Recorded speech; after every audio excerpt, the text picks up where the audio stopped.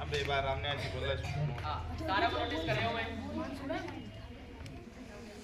सबसे पहले विद्यालय के सभी स्टाफगण को और सभी बच्चों को संविधान दिवस की शुभकामनाएं।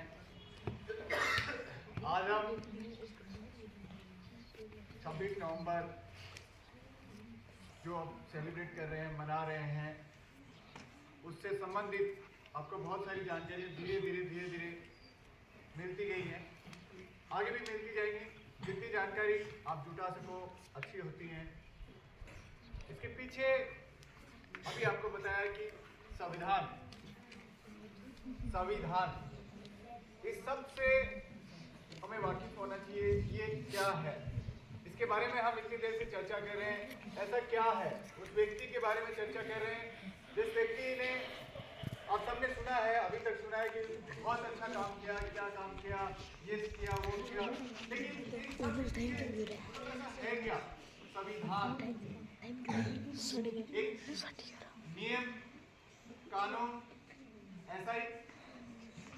हाँ, बिल्कुल आप सही सोच रहे हैं कि एक किसी देश को चलाने के लिए, किसी राज्य को चलाने के लिए, या फिर एक संगठित तरीके से बहुत अच्छे सुव्यवस्थित ढंग से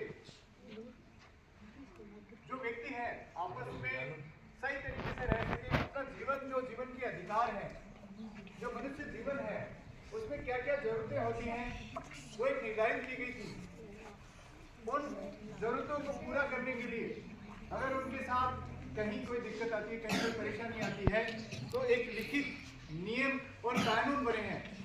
अगर व्यक्ति की उन अधिकारों का हनन होता है, किसी तरीके का कोई शोषित करता है उस व्यक्ति को, किसी भी नाम से, जाति से, धर्म से, या किसी उसके जो अधिकार है उनसे वंचित करने की कोशिश करता है, तो उसके लिए कानून बने हुए हैं। हम उस कानून के द्वारा, अगर हम उस कानून से पहुंचेंगे तो वो व्यक्ति जो है निश्चित ही दोषी पाया जाएगा और उस व्यक्ति को, जिस व्यक्ति को जो अधिकार है, वो अधिकार दिलवाए जाएंगे। इस तरह का जो एक नियम कानून बनाए गए, उस एक पुस्तक में सारे नियम लिखे गए। बहुत सारे व्यक्तियों का सहयोग था।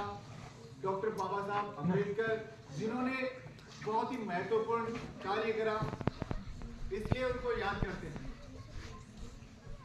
संविधान की जो बुक थी, संविधान सभा में जितने भी जो अनुच्छेद हैं, 395 अनुच्छेद, अब धीरे धीरे उसके बाद कर्मोन्नत होते गए हैं, उनमें कुछ बदलाव होते गए हैं। उनमें जो कृतियां हैं उन सब में व्यक्ति से संबंधित है, देश से संबंधित है, राज्य से संबंधित है।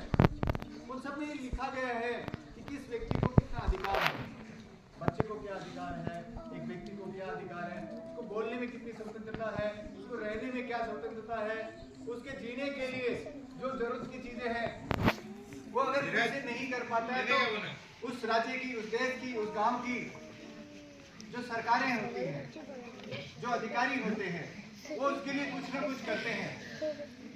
ऐसा नहीं है, किसी व्यक्ति को ऐसा है बिल्कुल नहीं छोड़ा जाता। उसके स्वास्थ्य के प्रति ये सारी जो सरकारें जो करती हैं, वो नियम कानून के अंतर्गत ही करती हैं। ऐसा नहीं है कि कोई फरिश्ता आता है वो किसी एक व्यक्ति के लिए आ सकता है, लेकिन ये कानून है। अगर किसी को शिक्षा, हमारा जो एक मौलिक अधिकार है, व्यक्ति के जो अधिकार है, उन अधिकारों में एक मौलिक अधिकार है शिक्षा का अधिकार। हमें कोई वंचित नहीं रख सकता, शिक्षा लेने से हमें कोई वंचित नहीं रख सकता। हमें शिक्षा जो जरूरी है, उन्होंने इस जरूरत समझा कि अगर व्यक्ति शिक्षित नहीं होगा तो वो गुलाम कहलाएगा, जो पहले था।